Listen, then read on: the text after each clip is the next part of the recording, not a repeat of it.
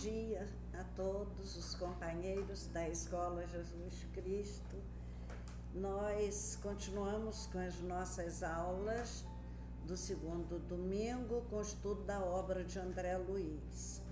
Pedi licença a Flávio para concluir o livro esse mês de dezembro, embora toda a temática da escola seja Natal. Eu pedi licença a Flávio para concluir o livro, porque é o último capítulo de Os Mensageiros que nós estamos estudando, o 51º e último capítulo. Então, como o capítulo, o trabalho e tudo mais que aqui acontece é sob a égide de Jesus e fala de Jesus.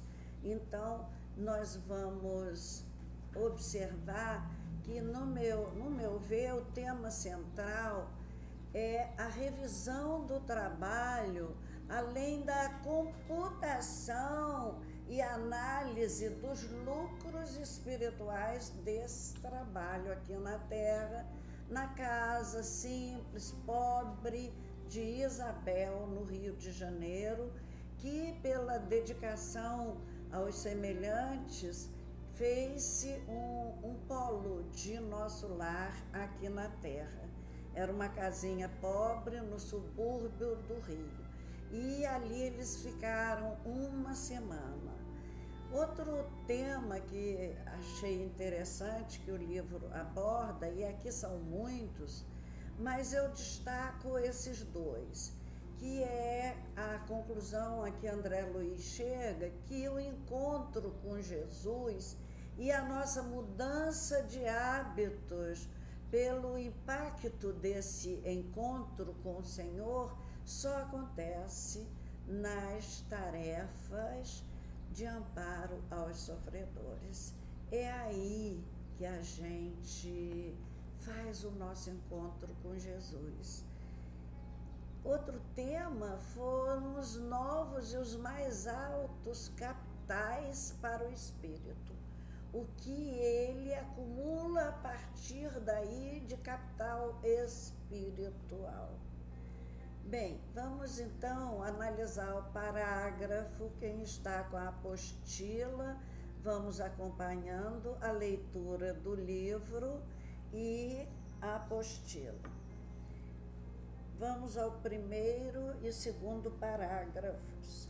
Depois de outras atividades espirituais numerosas, findou a semana de serviço a que Aniceto nos admitira em sua companhia.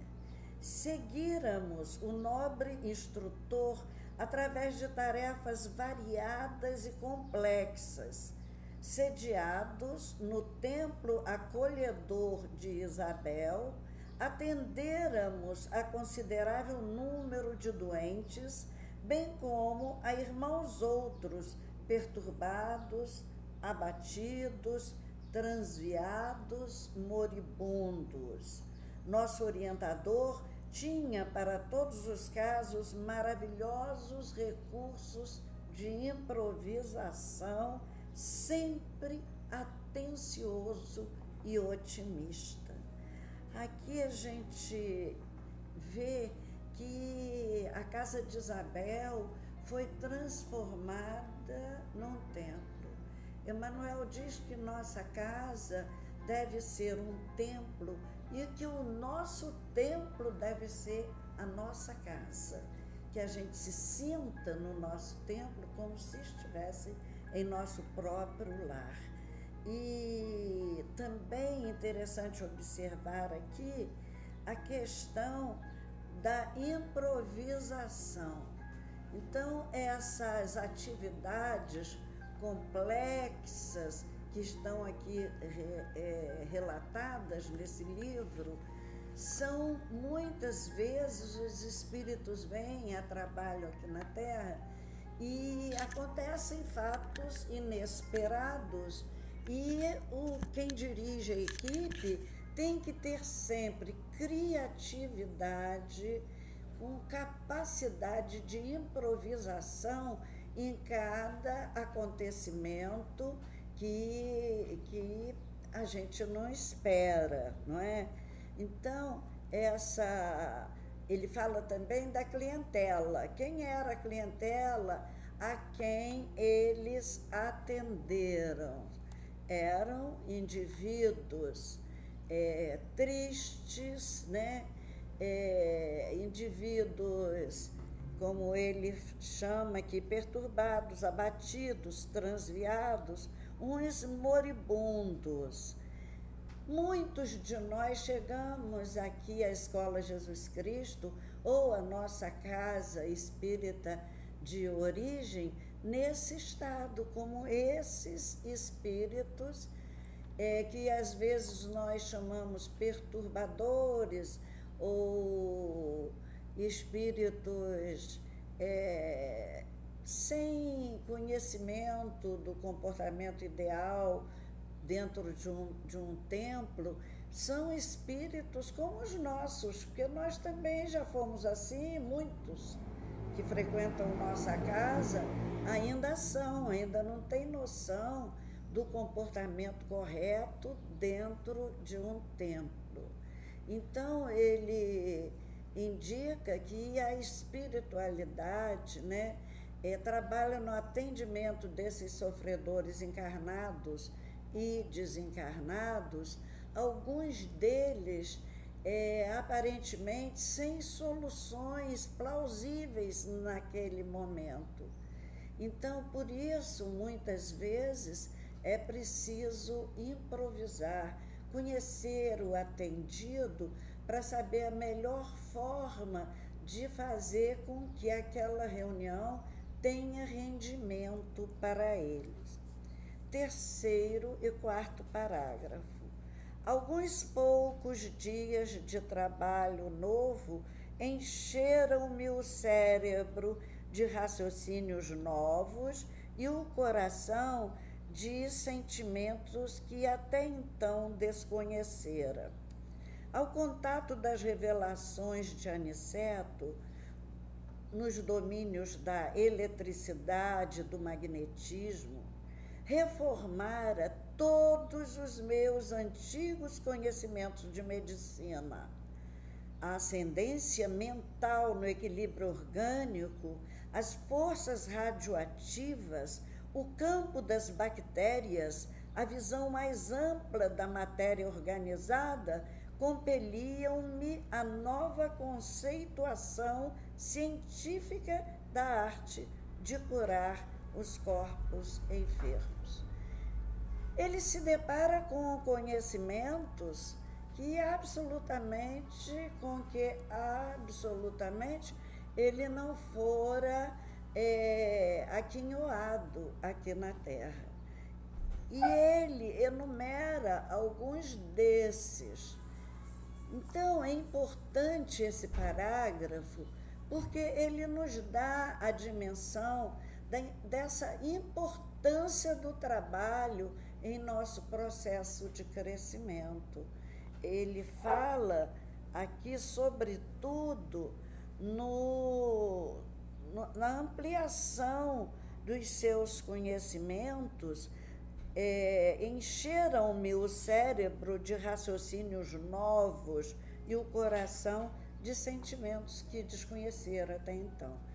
Então, é no trabalho que nós estimulamos o nosso raciocínio e este vai estimulando também nossa inteligência, os desafios que nós encontramos em todo trabalho, todo tipo de trabalho, e no caso aqui do trabalho em favor dos sofredores, ele aprendeu muito com Aniceto sobre eletricidade, magnetismo e, enfim, ele descobriu a ascendência mental no equilíbrio orgânico, ou seja, nossa saúde física está apensada a nosso equilíbrio mental. quando estamos com raiva, quando estamos tristes, quando nos decepcionamos, quando fantasiamos muito a vida e a resposta não vem à altura, muitas vezes nós nos desequilibramos emocionalmente e a nossa mente adoece, adoecendo também o nosso corpo. O que ele diz aqui é que ele desconhecia esse poder da mente sobre todo o organismo humano, não é? Então, ele fez aí nesse parágrafo, nesse terceiro e quarto parágrafo, ele teve a visão de tudo aquilo que ele aprendeu e, adicionando a boa vontade aliada ao sentimento de solidariedade, ele acaba desenvolvendo também os sentimentos. Também o seu coração acaba sendo afetado e formando o que nós chamamos de, conhecemos hoje como inteligência emocional, que é a mais alta forma de inteligência a que a humanidade terrestre tem acesso, agora alcança, e o ápice dessa inteligência, segundo o Daniel Goleman, que foi o criador dessa ideia das inteligências múltiplas, o ápice da inteligência emocional se constitui na fé e na solidariedade.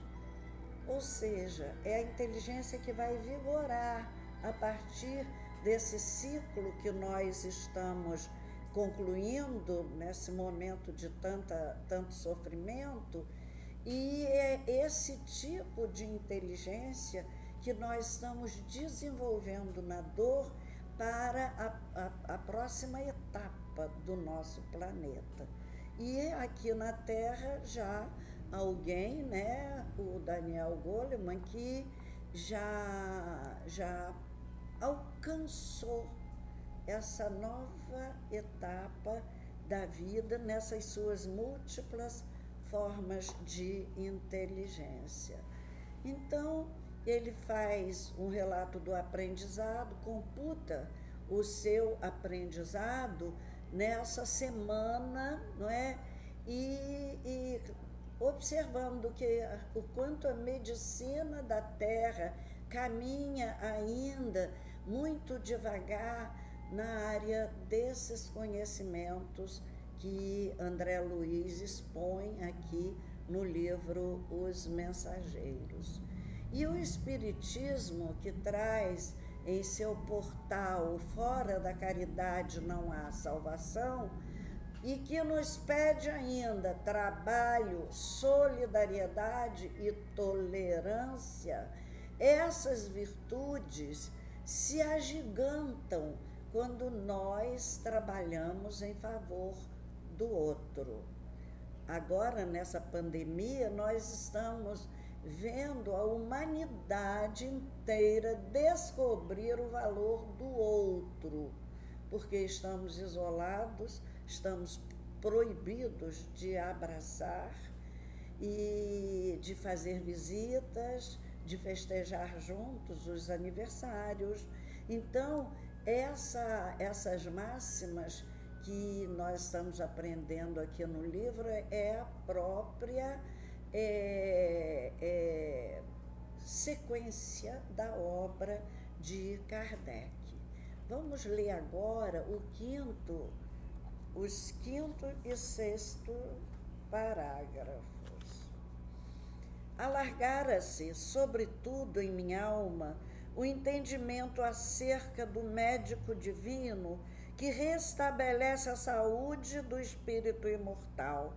A claridade extensa que me felicitava agora o espírito fornecia mais largo conhecimento de Jesus. Compreendi, então, que a fé não constitui uma afirmativa de lábios, nem uma adesão de ordem estatística. Procurá-la-ia em vão na esfera sectária, nas disputas vulgares, nos cultos exteriores, alteráveis todos os dias. Era, assim, uma fonte d'água viva, nascendo espontaneamente em minha alma. Traduzia-se em reverência profunda, aliada ao mais alto conceito de serviço e responsabilidade diante das sublimes concessões do Eterno Pai. Encontraram um tesouro inacessível à destruição e um bem intransferível, por nascido e consolidado em mim mesmo. Quando o instrutor nos convidou a regressar, sentia-me positivamente outro. Guardava a impressão de haver encontrado as notícias diretas do Senhor Jesus na descoberta de meu próprio mundo interior. Foi para isso que Jesus veio, para que a gente o visse e visse ao Pai. Quem vê a mim vê ao Pai, dentro de nós mesmos. E é o que esse 5º parágrafo, lindo, maravilhoso, nos fala. Ele, enfim, descobriu Jesus, o médico divino. Ele que fora médico na terra e estava atuando ali como médico, ele descobre o médico divino nesse trabalho junto aos sofredores e diz que claridade extensa invadiram a alma. Ou seja, sem qualquer entendimento anterior, entendimento maior do espírito ou sobre a espiritualidade, através do trabalho, ele constrói um novo entendimento. Vai reconstruindo no seu entendimento pequeno, de médico da terra, um entendimento maior acerca de Jesus. Essa claridade imensa que brilha agora no seu espírito é a presença de Jesus. Do Jesus que nós comemoramos agora, nesse Natal, mais um nascimento. Para nós humanos, mais uma alegria de saber que Ele nos ama a ponto de se submeter a tanto sacrifício, de mergulhar na terra de homens bárbaros ainda, capazes daquela atrocidade toda que fizeram com Ele, para que um dia algum de nós o encontrasse dentro de nós mesmos. E ele faz essa descoberta importantíssima sobre a fé.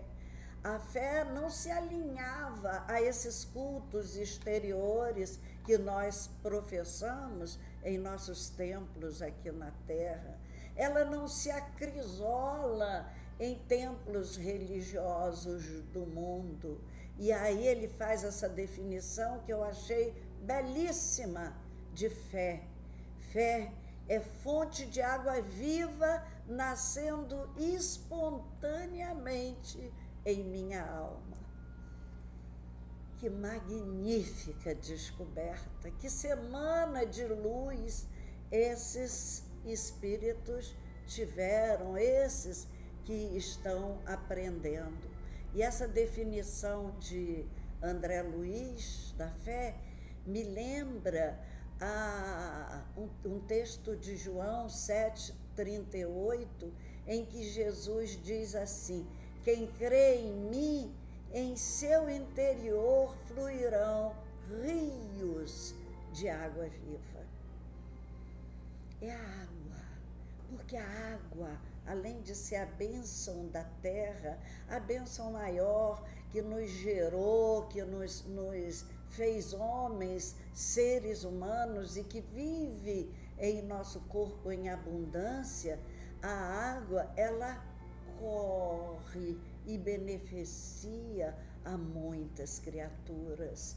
Então, essa água da fé, ela vai beneficiar muitos. Cada um que tem fé vai fazer que esses rios de água viva corra em benefício de outros tão sofredores como nós mesmos.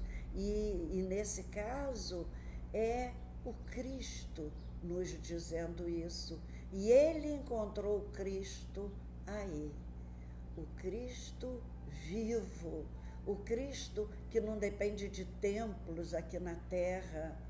Os templos são para nós estarmos juntos, convivermos, nos regozijarmos e alimentar essa fé com as palavras de Jesus que são ditas e trabalhadas nos nossos templos.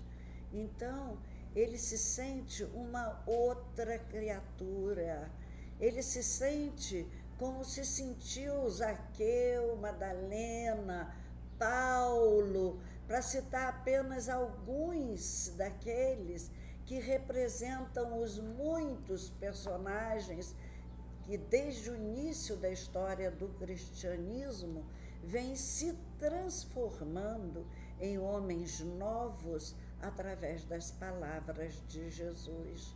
Ele capitalizou bens tão caros e tão raros que ele não podia partilhar, seriam bens que ele levaria com ele para a vida eterna, porque também eram bens que nasceram dele, que ele espalharia pelo mundo, mas essa consciência, esse entendimento de Jesus, ele guardaria e levaria com ele.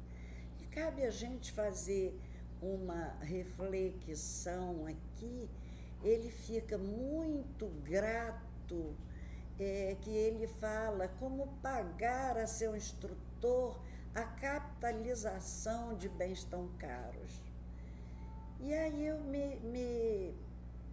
eu paro para refletir que não é muito hábito em nós humanos o fato da gratidão, desse tipo de gratidão, gratidão pelo que nós aprendemos com as pessoas, e a terna gratidão pela transformação que nós vamos operando em nosso espírito, graças a esses conhecimentos que algumas pessoas que usam a tribuna ou que escrevem livros nos passaram.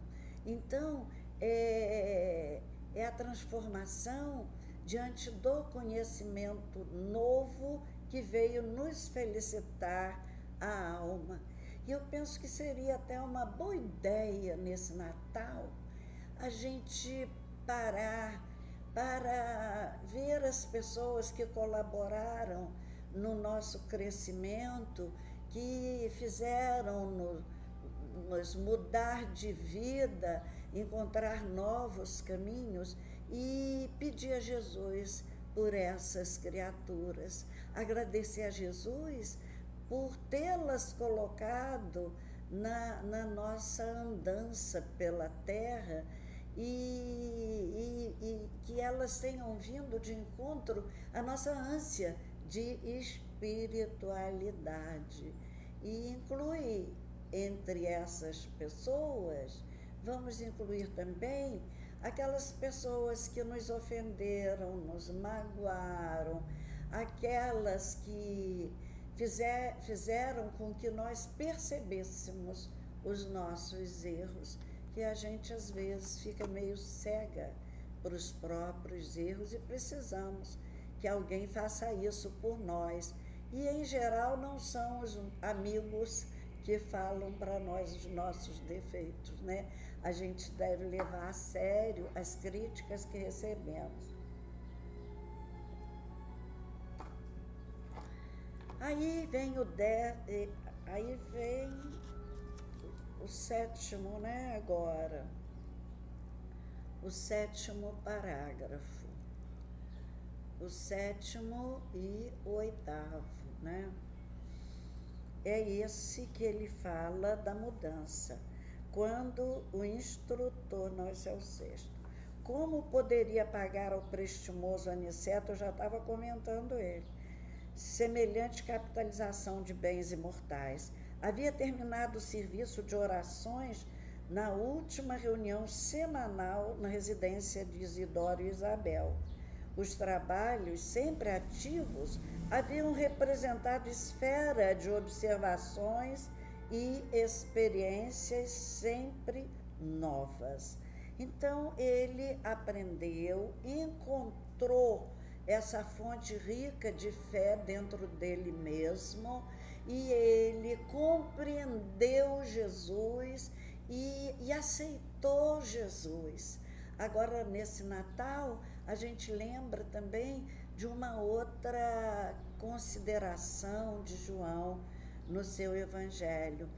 Veio para o que era seu e os seus não o receberam. Então, nessa hora, ele estava na terra e não entendeu Jesus, e não recebeu, e não aceitou. Foi no trabalho, junto aos sofredores, e já como espírito, que ele consegue, então, reconhecer e aceitar Jesus como esses vultos do Evangelho aceitaram e fizeram uma mudança enorme em seus espíritos. O 10, grande número de amigos de Aniceto acercaram-se do instrutor, ansiosos por partilharem a luz da conversação de despedidas. O devotado orientador oferecia a todos a sua palavra de bom ânimo, otimismo, alegria e confiança no Senhor, como um príncipe de legenda cuja boca fosse fonte inesgotável de ouro espiritual. Então, terminar logo 12, Vicente e eu tínhamos os olhos úmidos, desejosos de externar-lhe verbalmente nosso reconhecimento pelas bênçãos recolhidas, mas, ao nos aproximarmos, o abnegado orientador sorriu e antecipou: agradeçam a Jesus pelo muito que nos tem dado. Então, esses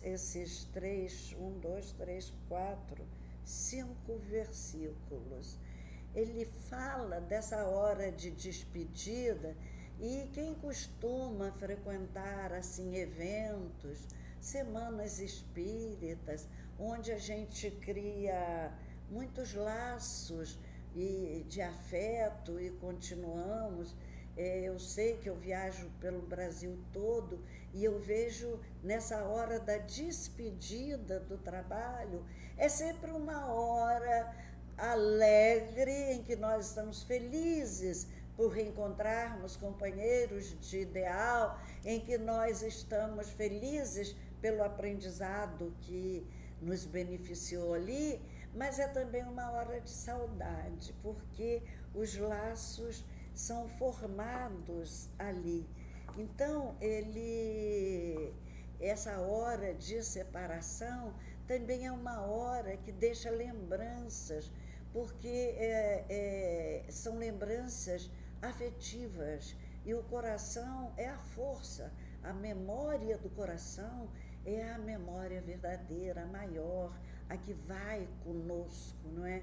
A gente começa a esquecer, na minha idade já estou bem esquecida, mas a memória do coração, os fatos bonitos que eu vivi, os encontros com os amigos, estão frescas na minha memória, porque estão no meu sentimento, né? Cada um agora ia voltar para o seu lugar, para o seu trabalho rotineiro, e Aniceto, que era ali o senhor do conhecimento, que beneficiou a tantos nessa semana, e ele diz que sua boca era fonte inesgotável de ouro puro. Fonte inesgotável de ouro puro. Quando que nossas bocas serão fontes inesgotáveis de ouro puro? Estamos caminhando para isso. E isso me lembra Cecília Meirelles, no seu poema O Romanceiro da Inconfidência, quando ela, falando das reuniões dos intelectuais da época para libertar o Brasil de Portugal, e ela diz assim: ai, palavras, que grande potência a vossa. Ai, palavra, que grande potência a vossa. Então, a potência, no caso da palavra de Aniceto, era uma potência para o bem, para a luz, para a paz. E no nosso caso, nossas palavras são ouro. Jesus disse que a boca fala do que o coração anda cheio. Então, nós, ao falarmos, estamos sempre mostrando a nossa essência. Do que falamos, como falamos, onde falamos e para quem falamos, faz da nossa palavra ouro ou carvão. Então, nós precisamos educar, né, o nosso verbo para que nossa palavra seja, como diz o provérbio de Salomão, a palavra é maçã de ouro em cesto de prata. É lindo. Agora os parágrafos 13, já falamos, agradeçam a Jesus pelo muito que nos tem dado, e vamos até o 16. E tomando a Bíblia como interessado em fixar o assunto geral no amor às coisas santificadas, leu em voz alta no capítulo 2 dos Provérbios de Salomão: Filho meu, se aceitares as minhas palavras e guardares contigo os meus mandamentos, para fazeres atento à sabedoria o teu ouvido e para inclinares o teu coração ao entendimento, e se clamares por entendimento e por inteligência, alçares a tua voz, se como a prata a buscares e como a tesouros ocultos a procurares, então entenderás o temor do Senhor e acharás o conhecimento de Deus. Deixou em seguida o livro sagrado sobre a mesa e sentenciou. Então, aqui até o 16, esse texto bíblico. É interessante observar nesses parágrafos que nós lemos, primeiro, a grande gratidão de André Luiz e Vicente, os dois médicos que começam a aprender a medicina espiritual no trabalho. Também a humildade, a grandeza de espírito de Aniceto fica visível aí, porque ele evita maiores agradecimentos, solicitando a todos que dirijam o agradecimento a Jesus. Lembra-nos também aí o Evangelho de Jesus, que alerta a todos nós humanos contra essa vaidade do conhecimento, e está lá na carta de Tiago 1,17 assim: toda boa dádiva e todo dom perfeito é lá do alto, descendo do Pai das luzes, em quem não pode existir variação ou sombra de mudança. Aqui na Terra, até as religiões mudam muito, vêm inovações e estão sempre fazendo mudanças, mas em Deus não há variação, nem sombra de mudança. A lei é a lei, está pronta e cabe a todos nós, que somos por ela regidos, segui-la, obedecê-la, aceitá-la. E é também interessante observar o uso da Bíblia. Ele abre a Bíblia. Eu falo isso, ressalto isso, porque eu visitei muitos grupos espíritas e sempre que eu precisava, emergentemente, de um Novo Testamento ou mesmo da Bíblia, eu nunca achei, na maioria dos templos espíritas, uma Bíblia. E já havia alguém me dizer assim, a Bíblia é para crente. Gente, a Bíblia é um livro sagrado. Chico Xavier é claro no seu Pinga-Fogo, quando ele diz a Bíblia é nosso livro santo e é o livro de todos os cristãos. Nós somos cristãos. Temos que reverenciar, consultar, estudar também a Bíblia. Aniceto, então, abre a Bíblia em Provérbios, e que Provérbios é um dos 5 livros poéticos da Bíblia, que é a classificação dos livros da Bíblia.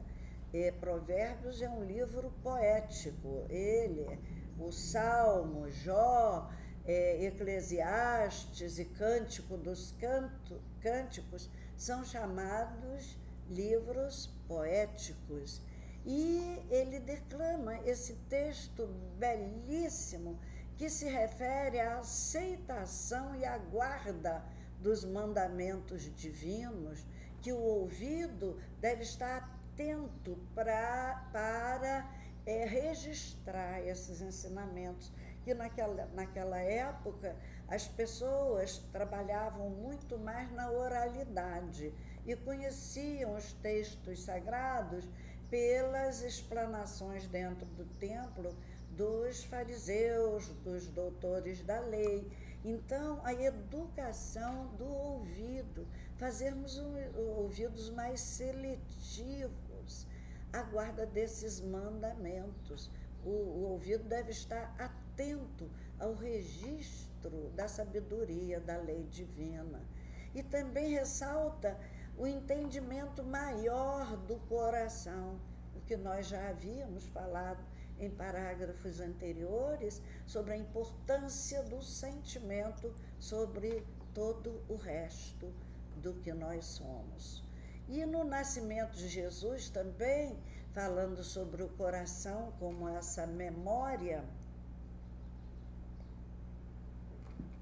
voltando ao Natal, que é o nosso mês do Natal, nós vamos ver também no relato de Lucas 2:19, quando ele diz no momento do nascimento que os anjos cantavam nos céus, a estrela guiando os pastores, a manjedoura. Então, nesse momento, diz o evangelista, Maria guardava todas essas coisas, meditando-as no seu coração. Então, ela meditava com o sentimento, e é a memória associada ao sentimento que é a memória inapagável, a memória que vai conosco. Parágrafo 17. Lembremo-nos do Senhor em nossas despedidas. Retifiquemos, irmãos, nossos compromissos de trabalho e testemunho. Em tão pequeno trecho dos provérbios, encontramos muitos verbos que interessam os espíritos cristãos.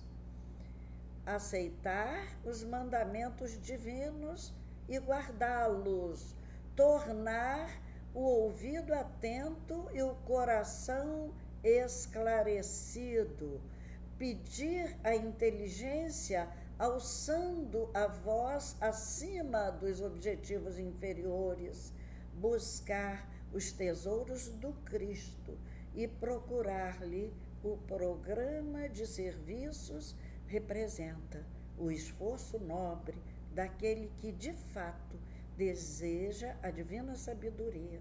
Não esqueçamos esses deveres. É interessante aí que Aniceto chama atenção para os verbos, e é realmente, em toda interpretação de texto, a gente deve fixar nos verbos, para depois ir aos complementos. Os verbos que ele usa aqui, aceitar, guardar, tornar, pedir, buscar, são todos verbos, né? A cada um deles ele adiciona um complemento. Os verbos ele intitula de verbos cristãos. E os seus complementos também estão ligados à ação e ao comportamento cristão. Aniceto apanha esses verbos e vai, então, estender a explicação desse trecho bíblico, não é? Agora o 18. Mais uma vez, aqui no 18, eu tenho que vir para cá. Como a pausa se fizesse mais longa, um irmão rogou ao querido amigo prosseguisse na interpretação do texto, mas Aniceto replicou em tom fraternal: por agora, meu irmão, não é mais possível. Outras obrigações nos chamam de longe. E, dirigindo-se particularmente a Vicente e a mim, acentuou: já que voltaremos pela estrada comum, poderemos esperar por nossa amiga Isabel para apresentar-lhe nossos agradecimentos e despedidas. Bem, nesse parágrafo 18, né, mais uma vez, ele faz do trabalho a prioridade. Aniceto achou que não devia mais estender, explicar mais muitas coisas, porque eles tinham obrigações maiores a cumprir.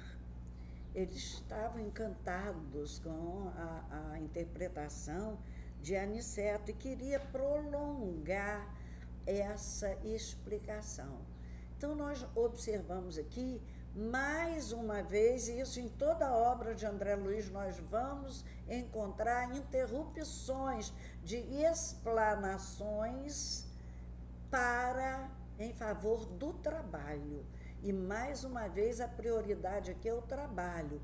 Realmente, o estudo nos deleita o espírito.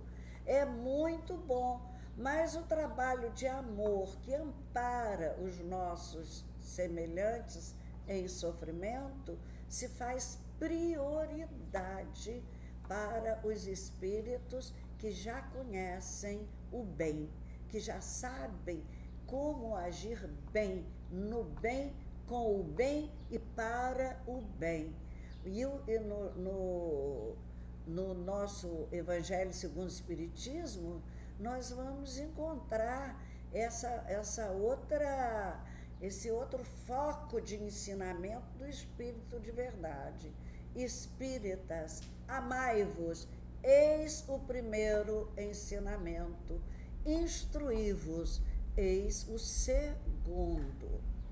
O primeiro ensinamento da doutrina é o mesmo de Jesus. Amai a Deus sobre todas as coisas e ao próximo como a ti mesmo. E Kardec continua. Os espíritos que elaboraram todo esse edifício espiritual da doutrina espírita nos orientam nesse sentido. Primeiro, amar, depois, instruir. Então, o nosso trabalho junto aos sofredores que aguardam por nós, eles não podem esperar. Nesse trabalho de socorro ao próximo também está a saúde do nosso espírito, está a nossa saúde mental, para a gente viver mais tempo na Terra e poder espalhar mais o bem que a gente já aprendeu a fazer. E essas tarefas de amor nos dão uma alegria infinda. A gente sai de um trabalho desse rejuvenescido. Nós nos alegramos e alegramos as pessoas em nossa volta, e assim nós vamos contagiando as criaturas com o nosso entusiasmo, com a nossa alegria, com a nossa coragem. Ontem nós precisamos de coragem, nós fizemos o nosso encerramento de nosso fim de ano na Casa Irmãos da Solidariedade, e fomos para lá, não podíamos entrar, então alugamos um pequeno trio elétrico que tinha microfone, de onde nós falamos e oramos juntos, eles longe, que a gente pouco podia ver o rostinho de cada um, mas percebia assim, a alegria deles orando conosco o Pai Nosso. Mas tivemos que enfrentar a chuva. Fomos na chuva, tivemos que enfrentar o medo da Covid, né? Tivemos que vencer esse medo, porque havia irmãos nossos aguardando o nosso carinho, o nosso afeto, a lembrancinha que a gente distribui todo ano no Natal para eles. E a gente veio de lá, ninguém sente cansaço. Todo mundo é uma alegria tão grande, a gente sorri tanto que a gente não podia se abraçar, a gente de máscara, ninguém enxergava, não sabia quem era quem, mas o grupo foi um grupo que levou alegria, e nós estávamos felizes. E por quê? Isso nos dá mais ânimo, isso nos traz também saúde para o corpo físico, né? Eu queria destacar aqui também a delicadeza de Aniceto, que fica esperando a Isabel ir se deitar para que o espírito dela saia e que ele possa agradecer diretamente a ela. Eu que aqui tenho outro de boa vontade que ficou me aguardando hoje aqui para gravar essa aula, seguindo o exemplo de Aniceto, Djalma estava aqui esperando, e ele ensina o tempo todo gestuais de delicadeza uns com os outros. Toda a obra de André Luiz é uma coisa linda em termos de delicadeza. E nesse momento, ele vai ter a paciência, todos, né, de aguardar Isabel dormir. Naturalmente, dona de casa foi ajeitar a comida para o dia seguinte, foi arrumar a casa. E eu fazia isso, arrumava a casa de noite. E quando ela dormiu, então, ela sai do corpo e, junto com o marido dela, que também era espírito, já havia desencarnado, vão se despedir desse grupo de trabalhadores, né, que fizeram esse trabalho bonito no lar dela, no templo dela, no seu templo humilde. E Aniceto agradece e Isabel recebe dele esse reconhecimento pela oportunidade de servir naquela casinha simples. Os espíritos iluminados são tão interessantes, né?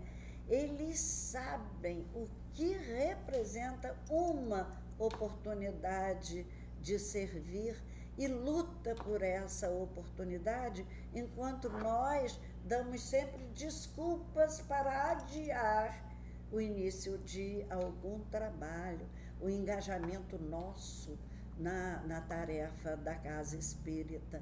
Então, eu lembro da minha mãe aí, que dizia assim, quando ela tinha uma atividade para eu fazer, e eu dizia que tinha prova, criança, 12, 13 anos, ou que eu estava cansada, e ela dizia, tem cansaço não, espírito endividado não enjeita serviço, não tem cansaço, você é nova, não pode estar cansada. Então, era um jeito, assim, ela era severa, né, de mostrar para a gente essa oportunidade que nós temos de trabalhar.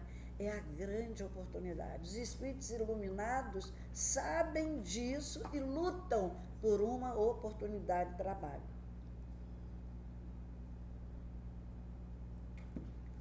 Agora, encerrando, os parágrafos, não encerra não, são 27, 23 e 24. Já está aqui. Dona Isabel agradeceu. Eu não li esse trecho, né?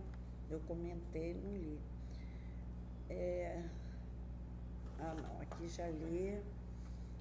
Já que voltaremos, 22, daí a momentos a nobre companheira de Isidoro, que é Isabel, abandonando o corpo ao repouso do sono, veio até nós, junto do esposo espiritual, atendendo ao convite mental do nosso dedicado orientador. Olha a forma de comunicação lá, é mental. Convite é mental.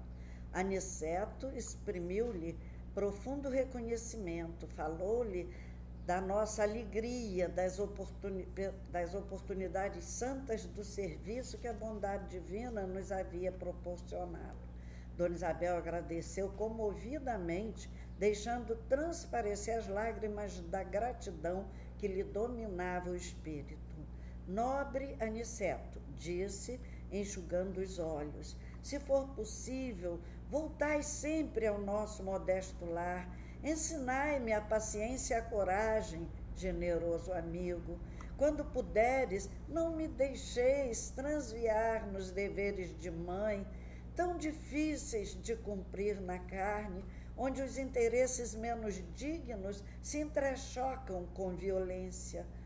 Amparai-me as obrigações de serva do Evangelho de Nosso Senhor. Por vezes, profundas saudades da família espiritual me dilaceram o coração. Desejaria arrebatar meus filhos à esfera superior, incliná-los ao bem, para que a nossa união divina não tarde nos planos mais altos da vida. É isso que toda mãe quer. E essas saudades de nosso lar me pungem a alma, ameaçando, por vezes, minha tarefa humilde na terra. Nobre Aniceto, não vos esqueçais desta amiga pobre e imperfeita. Sei que Isidoro me segue passo a passo, mas ele e eu precisamos de amigos fortes na fé, como vós, que nos reavivem o bom ânimo na jornada dos deveres cristãos. Que humildade, né? Quanta humildade! Ela pedindo ajuda para não fracassar nas suas tarefas maternais. E como é difícil mesmo ser mãe aqui na Terra. Como é difícil não tolher demais, não ser autoritária e também não sair para desviar para a indisciplina, por deixar o filho fazer o que quer, chorou, aí dá o brinquedo que está chorando. Como é difícil dar rédeas também aos nossos filhos, sem quebrar a sua independência, sem fazer desenvolver sua independência, né?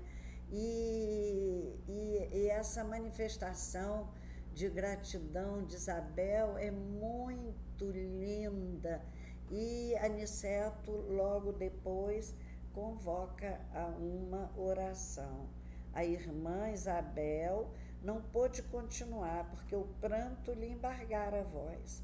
Aniceto, de olhos brilhantes e serenos, enlaçou-a como pai e falou brandamente: Isabel, segue em teus testemunhos e não temas, estaremos contigo agora e sempre.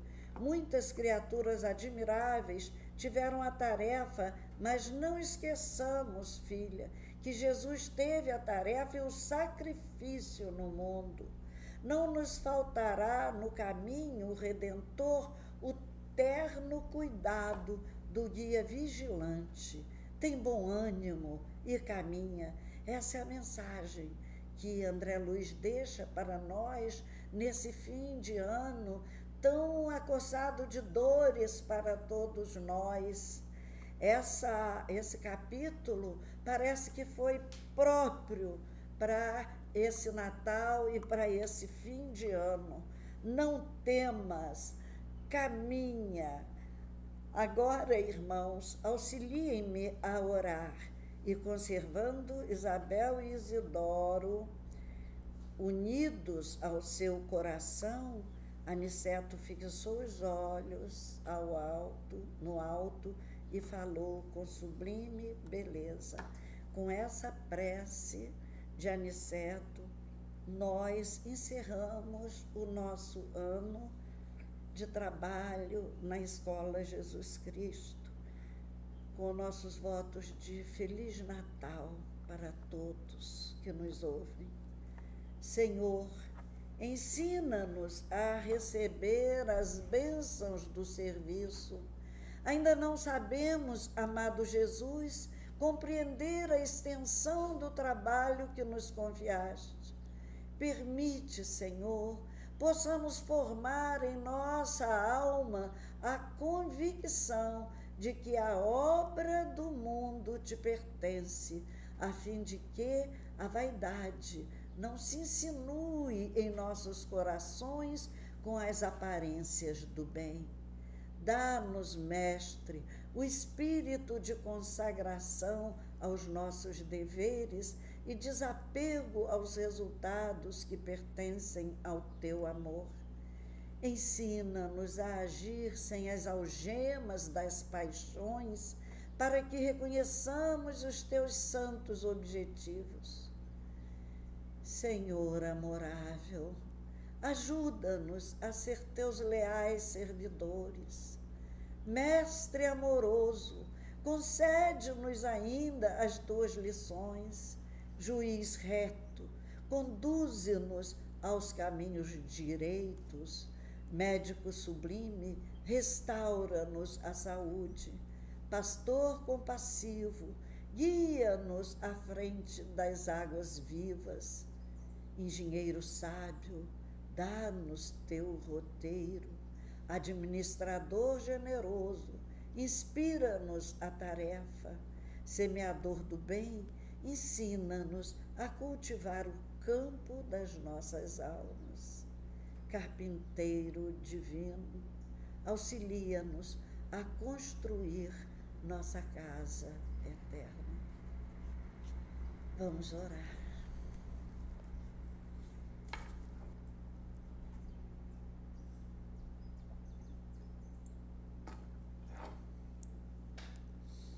Na prece de Aniceto, a nossa oração de fim de ano. E a nossa súplica a Deus pela nossa escola Jesus Cristo e todas as casas religiosas de todas as religiões. Nossa súplica pela humanidade inteira, em tanto sofrimento nessa hora.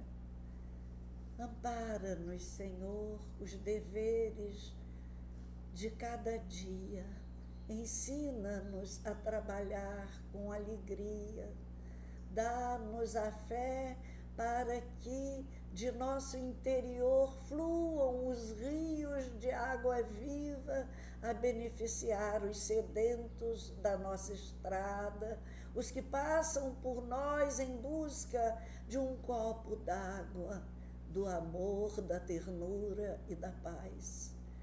Senhor Jesus, obrigada, Senhor, pelas lições do ano que se finda.